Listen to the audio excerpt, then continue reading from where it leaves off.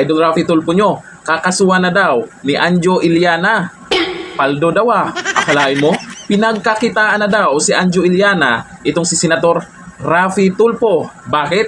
Itong si Anjo Iliana kasi ngayon, viral yung mga sinasabi niya tungkol kay Tito Sen sa nangyayari sa loob ng Itbulaga noon. O eto naman, si Senator Rafi Tulfo, ang bilis talaga pag viral na. Alam naman natin, kahit away nga mag-asawa pag nag-viral yan, nako, Rafi Tulfo agad yan. O eto, sabi ni Anjo Iliana, nanghihingi na siya ng tulong kung sino yung pwedeng makakatulong sa kanya para kasuhan si Idol Rafi Tulfo nyo. Po, wala pong skripto.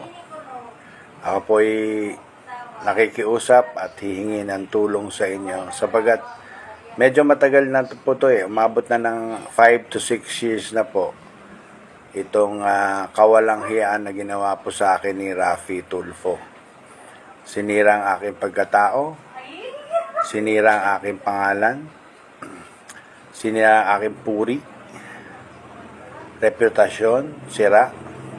At higit sa lahat, ang mga kaibigan ko at mga may kilala sa akin, ang alam nila, scammer ako.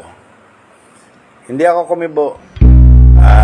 Ilang taon na, 5 taon, 6 na taon. Ngunit ngayon, dahil ako ay nagsasalita ngayon, meron na akong sariling programa, binabalik na naman niya, pinapalabas na naman niya. Ako po, bihira po ako humingi ng tulong. Bihira po ako humingi ng pabor. Pero marami akong tinutulungan at wala pa akong hinihinging kapalit. Nakikiusap sana ako sa inyo sapagkat hindi naman kalakihan ang aking kinikita ngayon.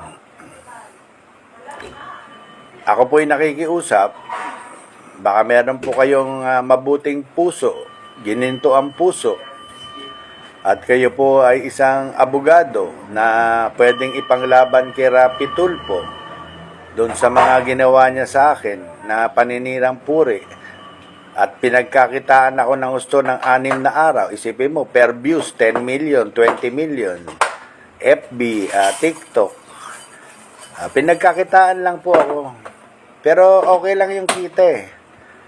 Ang masakit po doon, yung sinira yung pangalan ko na matagal kong inalagaan. Sinira ang pangalan ko na daladala rin ng tatay ko, daladala ng lolo ko, daladala ng mga kapatid ko, ng mga anak ko. Kaya ako po'y nananawagan sa inyo, kung pwede nyo po akong tulungan, nasampahan po ng kaso itong si Senator Rafi Tulfo.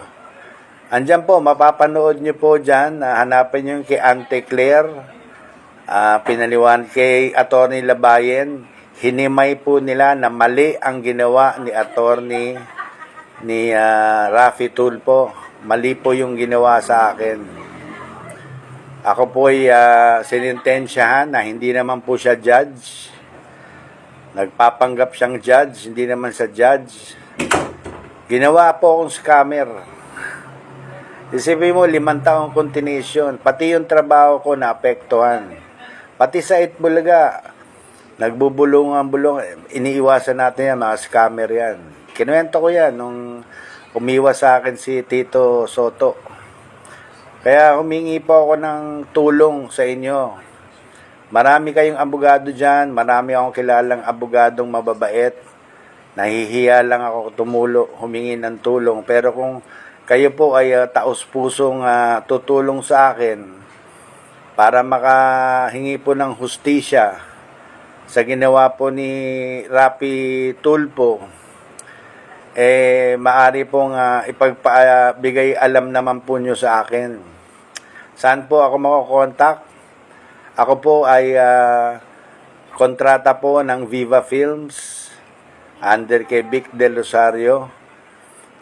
Pwede po kayong mag-email doon, mag-iwan ng sulat na kayo po ay willing na maging defendant ko. Pwede nyo akong maging abogado laban kay Rafi Tulfo. Ayan, Idol Rafi Tulfo nyo. Ang bilis kasi pagdating sa ganyang usapan, pag viral yung tao kasi nanahimik na to eh. Dati ay may nilabas na yan na usap-usapan tungkol dito kay Anjo Iliana. Natahimik na. Ngayon si Anjo Iliana ay nagba-viral sa social media. Eto, nagbabalik ang Idol Raffy Tulfo nyo. Pumaldo nga. Kumita nga. Ang bilis pag viral, di ba? Paano na lang kung ito ang gagawing pangulo? Kasi mga nagsasabi dyan, ito daw yung pwedeng pantapat kay BP Sara, ito daw yung pwedeng malakas na magiging katapat ni BP Sara. Pero pagdating sa usapin ng korupsyon, tahimik, di ba? Maingay lang sa mga ganitong issue. Dahil paldo. Ayon kay Anjo Iliana, pinagkakitaan daw siya. Siyempre, paldo talaga. Di ay sa views ba naman, sa YouTube, sa Facebook. Di ba? Hanggang ngayon, marami kasing nag-aabang sa live ni Anjo Iliana, lalo sa TikTok, nagla-live po madalas yan, na kung saan ay bigla lang may mga ibubulgar siya, lalo kay Tito Sen, sa mga kasamahan niya dati sa Itbulaga, at mga reaksyon niya sa nangyayari ngayon sa gobyerno. Kaya nagba-viral po ito si Anjo Iliana. Eto ngayon, nabalitaan po natin na may mga kumontak na sa kanya, may mga gusto ng tulungan itong si Anjo Iliana.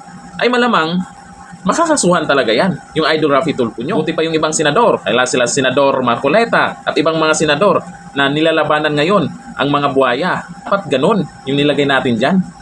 Hindi yung puro yabang lang. Hanggang dito na lang, thank you. Bye-bye.